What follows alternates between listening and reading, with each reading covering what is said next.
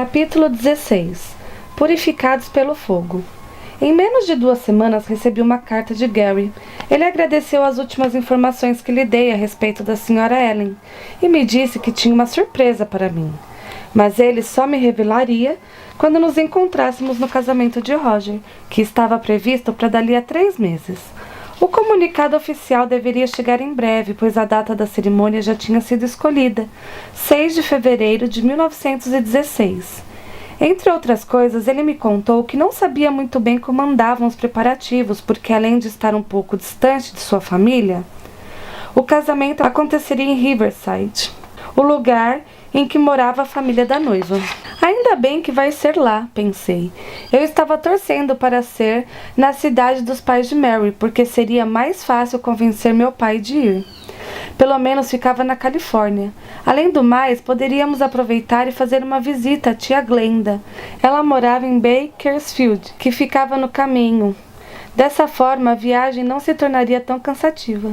Quando encontrasse um momento apropriado, eu daria a sugestão para os meus pais, mas não queria perder nem mais um minuto para continuar lendo a carta de Gary. Para que você não se sinta tão ansiosa até lá, escreveu ele, estou lhe enviando a pesquisa sobre o trabalho da Sra. Ellen em Battle Creek. Creio que as informações ajudarão a entender o cenário em que ela e o marido estiveram inseridos e como a obra que eles realizaram em minha cidade natal foi de grande importância. Você também vai perceber como foram trágicas as consequências colhidas pelos líderes da igreja quando não deram a atenção necessária aos conselhos da Sra. Ellen quanto aos procedimentos de nossa instituição. Mas isso você vai descobrir por si mesma quando ler as 4 longas páginas anexas. Espero ter correspondido às suas expectativas, estimada amiga. Peguei as folhas de papel fino e conferi o número de páginas. Como o inverno já dava seus primeiros sinais e o dia estava bem fresco, peguei no armário uma manta leve para colocar sobre meu colo.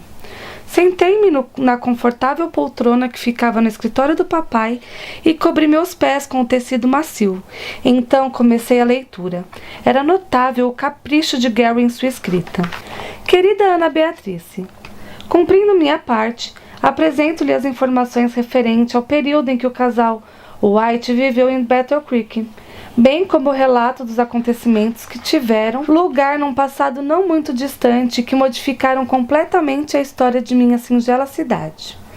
Vou tomar como ponto de partida a mudança da gráfica da cidade alugada em Rochester, Nova York, para Battle Creek em novembro de 1855.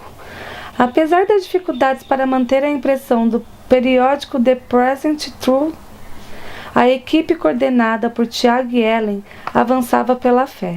Ellen ficou tão animada com a mudança para Battle Creek que se referiu a esse período como o tempo em que o Senhor começou a mudar a sorte deles. A começar pelas instalações da gráfica, que agora funcionariam numa pequena casa construída pelos amigos que apoiavam o trabalho ali. Ficava na esquina sudeste da rua Washington e principal na extremidade oeste da cidade. Além de proprietários, Tiago passou a ser também o administrador da humilde editora. Uma associação foi formada para dividir com ele o pesado fardo. A mudança fez bem a todos. Os funcionários estavam felizes e pela primeira vez em alguns anos puderam receber salário regular e alugar seus próprios quartos. A família White, composta por Tiago, Ellen e seus 3 filhos, Henry de 8 anos, Edson de 6 e Willie de apenas 1 ano e 6 meses, mais as 2 moças que ajudavam em casa, Clarissa e Jenny, puderam finalmente ter um lar. Não precisavam mais dividir o espaço da casa com o prelo, nem com as acomodações de toda a equipe de funcionários. No começo, moraram num chalezinho alugado, mas depois conseguiram comprar 2 lotes na rua Wold, onde construíram a casa na qual moraram por 6 anos. Cabe aqui um detalhe sobre a Sra. Ellen, que acho que você gostaria de saber. Diz respeito à criatividade e à economia que sempre a caracterizaram. Eles moravam numa casa nova, mas o dinheiro era escasso e faltavam algumas mobílias e acessórios. Por exemplo, só havia tapetes na sala de estar, no andar inferior e no quarto da frente do andar superior. O chão da cozinha tinha apenas 2 camadas de tinta marrom, e o chão dos outros cômodos não tinha tapete nem pintura. E aqui surge a surpresa. Quando não estava viajando ou escrevendo, a Sra. Ellen gostava de se distrair, trançando e costurando tapetes de tiras. Possivelmente ela aprendeu essa arte com a mãe, Eunice, pois 2 de suas outras irmãs também faziam os tais tapetes. Olhei para o chão do escritório e contemplei um tapete de tiras coloridas que vovó havia feito e dado de presente à mamãe no inverno passado. Imaginei a Sra. Ellen sentada tranquilamente fazendo tapetinhos de tiras. Mas uma informação que me fez admirar ainda mais a mãe de Ellen. Ela já havia lido que Ellen apreciava cuidar do jardim na época da primavera e do verão, e esse era também um passatempo de sua mãe amada. Acho que a mãe de Ellen foi uma bênção em sua vida e a influenciou de várias maneiras positivas. Não pude deixar de rir quando li o parágrafo seguinte da carta. Gary mencionou que Tiago não apreciava muito esse dom artístico da esposa, pois ele se preocupava com sua saúde. E pensava que, em vez de tecer tapetes, ela devia descansar em seus raros momentos livres. Ele até chegou a compor um hino, que dizia mais ou menos assim: quando Jesus voltar e nos levar ao céu, lá não haverá tapete de retalhos, não haverá tapete de retalhos. Mas tinha sido justamente com a venda daqueles tapetes que as despesas de um tratamento de saúde de Tiago puderam ser pagas alguns tempos depois.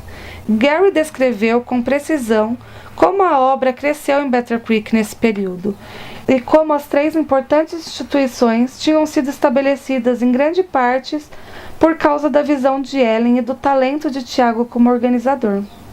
Acompanhei a narrativa emocionante de como, mesmo depois de ter se mudado de Battle Creek, a Sra. Ellen continuou se preocupando e aconselhando os que ali encontravam. Como a comunidade de adventistas cresceu muito por conta da instituição, acabou havendo uma maior centralização de poder, o que provocou também a decadência espiritual na região.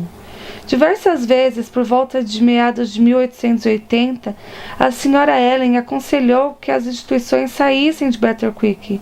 Apenas os administradores do colégio deram ouvidos aos seus conselhos.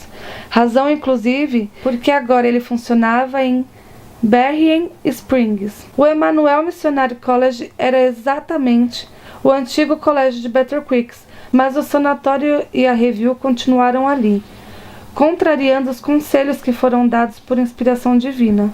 Mesmo no período em que esteve na Austrália, a Sra. Ellen continuou enviando cartas de advertência a Battle Creek, cruzando as informações que eu tinha sobre o desentendimento que surgiu por causa das novas ideias de Kellogg, com o período em que mais a Sra. Ellen alertou os líderes de Battle Creek.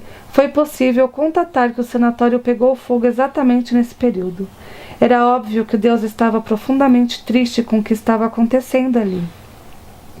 Havia pessoas muito capacitadas, mas que estavam mais inclinadas a fazer o que consideravam certo do que seguir a luz divina indicava.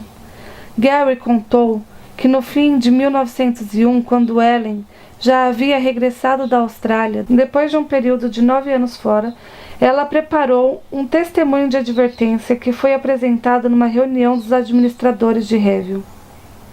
Apesar de ter se tornado uma grande editora com os equipamentos mais modernos de todo o estado, estava com dívidas. Por causa disso, aceitava imprimir trabalhos comerciais cujo conteúdo era prejudicial até mesmo ao passar pela mão dos funcionários.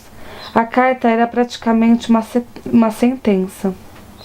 Ela dizia: tenho quase tido receio de abrir a Review, a revista oficial da igreja, e ler a notícia de que Deus purificou a editora pelo fogo. Foi muito triste ler que um ano depois, em 30 de dezembro de 1902, a editora pegou fogo. A causa do incêndio não pôde ser detectada. Por ironia, naquele mesmo dia, como o seguro precisava ser renovado, o inspetor de incêndios tinha examinado a fiação e todas as outras fontes que poderiam representar risco e não havia encontrado nenhum problema. O relatório dizia que estava tudo em ordem. A origem do incêndio era óbvia: o desagrado de Deus. O temor de Ellen se tornou realidade. No dia seguinte, ela recebeu um telefonema do gerente da Pacific Press, a editora que ficava na Califórnia, informando o ocorrido. A notícia não surpreendeu Ellen. Poucos dias antes, ela havia tido uma visão na qual vira uma espada de fogo sobre Battle Creek. A espada se voltava para uma direção e depois para outra. O sanatório de Battle Creek pegara fogo em fevereiro e a Review and Herald em dezembro do mesmo ano, em 1902. Dessa vez, os líderes resolveram seguir os conselhos da Sra. Ellen e descentralizaram as instituições. A Review and Herald e a sede da Associação Geral se mudaram para Maryland e foi construído também o sanatório e o hospital em Washington. O relatório de Gary terminava com as seguintes palavras: por que era tão seguro seguir os conselhos daquela senhora já idosa?